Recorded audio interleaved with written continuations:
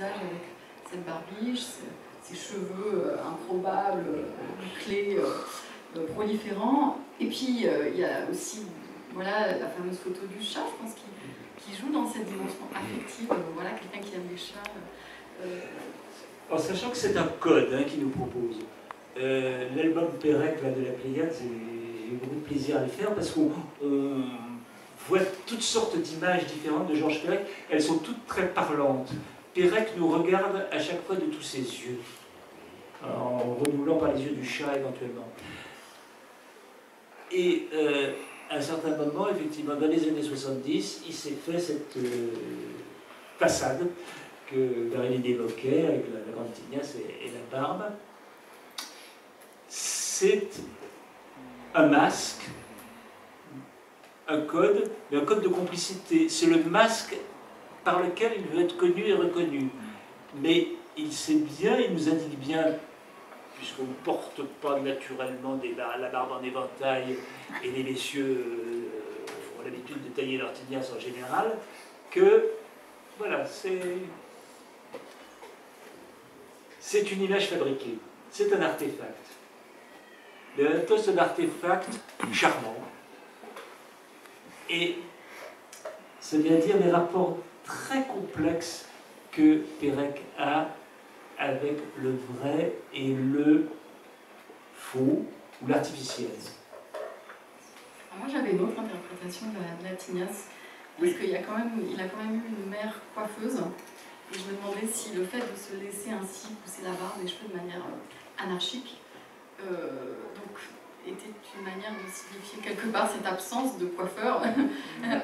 Il y a quelque chose qui corrobore ce que tu viens de dire, c'est qu'il dit dans W, une seconde enfance, qu'il a un regret, quand il y a une photo de lui avec sa mère, où il a une cheveux vraiment crantés, et il dit « Mon regret, c'est de ne pas me souvenir de la façon dont ma mère me peignait. » C'est cette relation savante.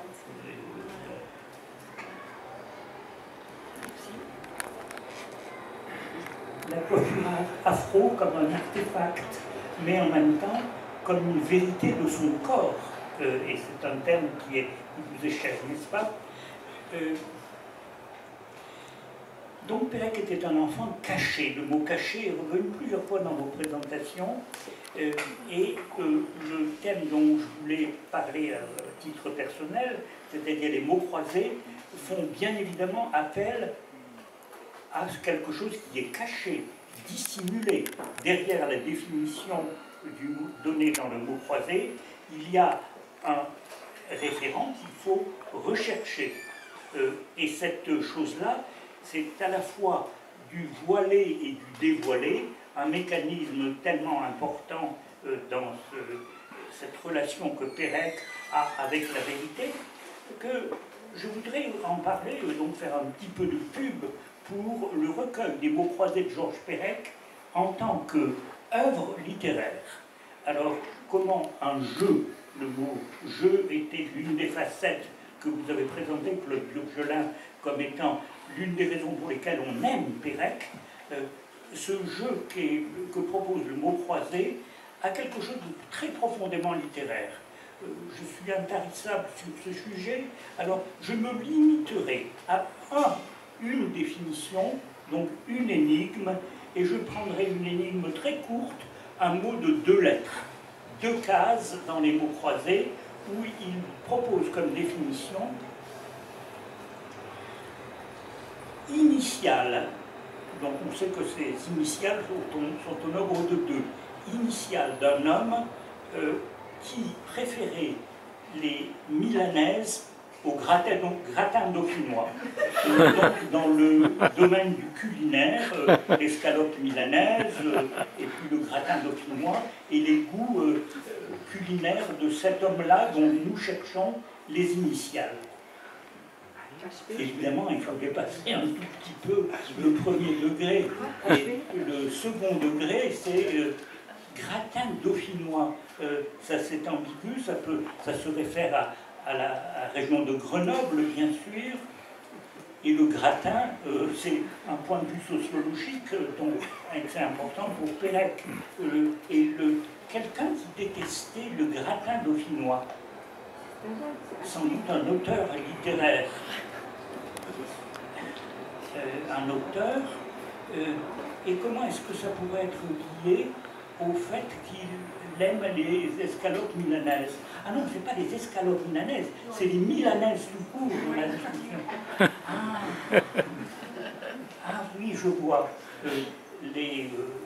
On est dans la région du nord de l'Italie et on est dans un registre de roman sentimental et on... Ah oui, je sais, c'est Stendhal. Ah, manque de peau, Stendhal, il n'y a qu'une seule initiale, S. Stendhal était un pseudonyme, voilà, quelque chose qui intéresse Claude Burgelin. H.B. Henri Bell, voilà la solution. Est-ce que c'est pas littéraire, les mots croisés de Georges Perec? Je ne résiste pas au plaisir d'en citer une autre. Il a effectivement perdu une jambe. Et la réponse était amputée, mais écrit A-N au lieu de A-M, P-U. Vous vous souvenez tous de la célèbre phrase de Lacan. Ses disciples viennent l'interroger et lui demandent « Ô maître, comment faire pour devenir un aussi grand psychanalyste que toi ?» Et la réponse de Lacan, c'était « Faites des mots croisés. » Et ce qui est inouï, c'est de voir à quel point ce jeu sur les mots, le sens des mots, a hanté Perec, a labouré de façon invraisemblable. Et c'était, je dirais, le lieu d'expression de son imaginaire. Il dit quelque part que de l'imagination, il n'en avait pas pour un carat. C'est dans La disparition. Alors, en réalité, son imagination, elle a été tout entière propulsée, dirigée, orientée par son travail de la lettre. Ce qui amène un travail poétique au sens fondamental.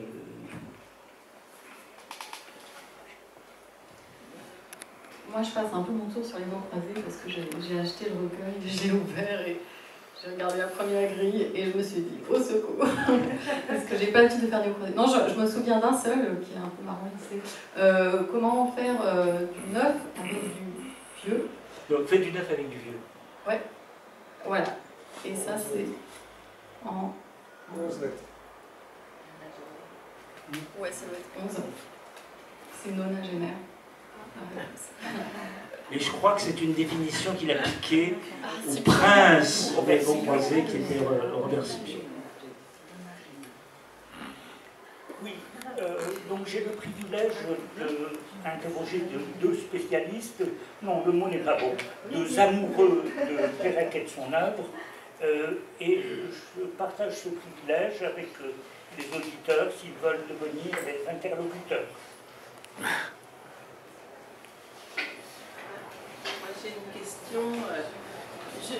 Quand vous parliez de l'infra-quotidien, je me demandais, par rapport à l'époque actuelle qui capte toutes ces données, toutes les datas du quotidien, où est-ce qu'on téléphone, où est-ce qu'on se promène, combien de fois on regarde telle vitrine, etc., etc.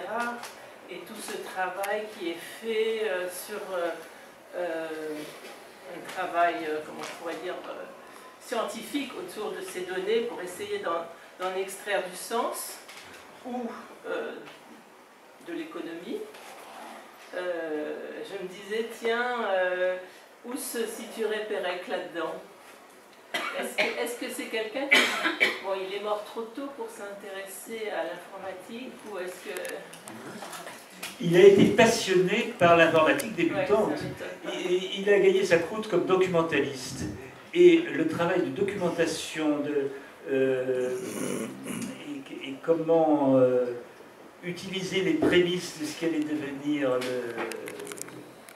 la réussite de l'ordinateur, il a tout à fait participé de ça. C'était le moment où il s'agissait de faire des fiches qu'on perçait avec une épingle. Ça l'amusait beaucoup. Il n'a pas du tout été, il s'est pas du tout ennuyé à faire des fiches de cet ordre. Il a aimé ça. Marine pourra parler de ça, puisqu'elle a présenté dans la Pléiade l'augmentation, qui est un travail sur le jeu logique. Oui, c'est pas un travail sur ordinateur, mais en effet, comme beaucoup de Philippiens, Pérec s'intéressait beaucoup à l'informatique à cause justement de cette dimension mathématique, logique, qui les intéresse en général beaucoup. Et c'est vrai que moi, pour la Pléiade, j'ai travaillé sur son texte qui s'appelle L'augmentation. Enfin, il y a deux versions, il y en a une qui s'appelle L'augmentation et l'autre L'art et la manière d'aborder son chef de service pour lui demander une augmentation.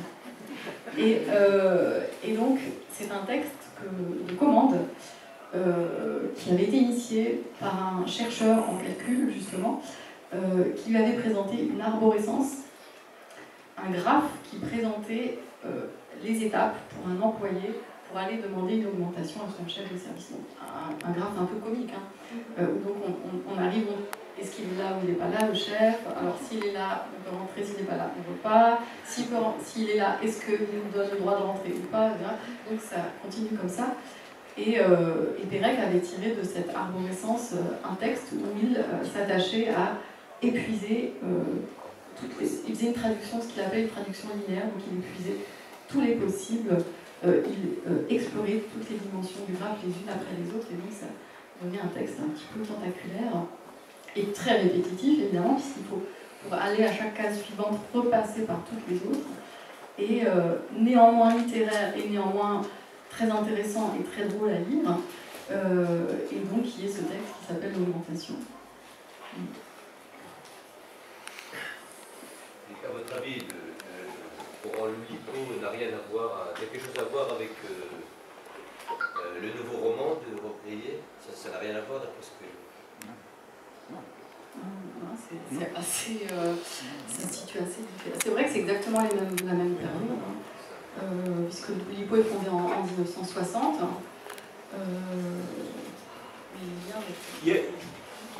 Pour ce qui est commun entre les deux mouvements, c'est la politique du gant de crin.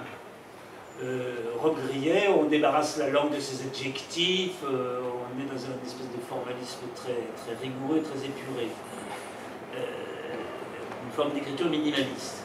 Et effectivement, du côté de Loulipo, ils ont été fascinés par les écritures à contrainte, qui effectivement amènent à se débarrasser de beaucoup d'oripeaux rhétoriques pour laisser pur le travail de la langue et de la lettre.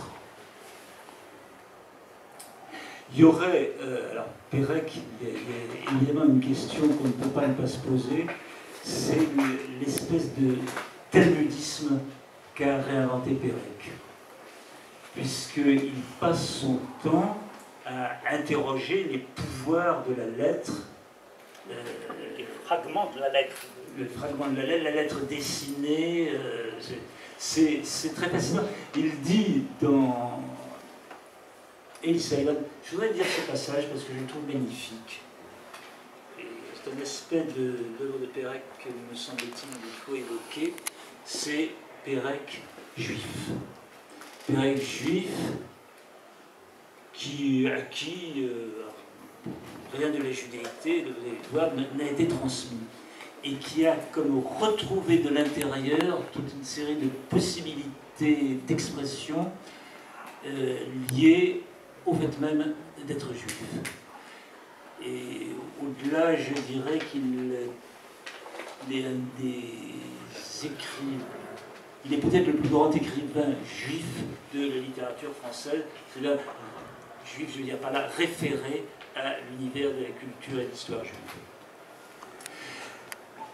Il a écrit donc ce texte qui s'appelle Ellis Island, qui est ce texte qu'il a écrit pour accompagner le film de Robert Bobert, Récit d'Ellis Island, qui est donc une méditation sur ce que c'est que l'immigration, l'exil et le changement, la métamorphose identitaire. Puisqu'Ellis Island, c'était cet îlot en face de New York où les immigrants basculaient d'identité en une journée, avec tout à coup un nouveau nom, une nouvelle identité, une nouvelle histoire. Ce que moi, Georges Pérec, je suis venu questionner ici, c'est l'errance, la dispersion, la diaspora. Ellis Island est pour moi le lieu même de l'exil, c'est-à-dire le lieu de l'absence de lieu, le non-lieu, le nul.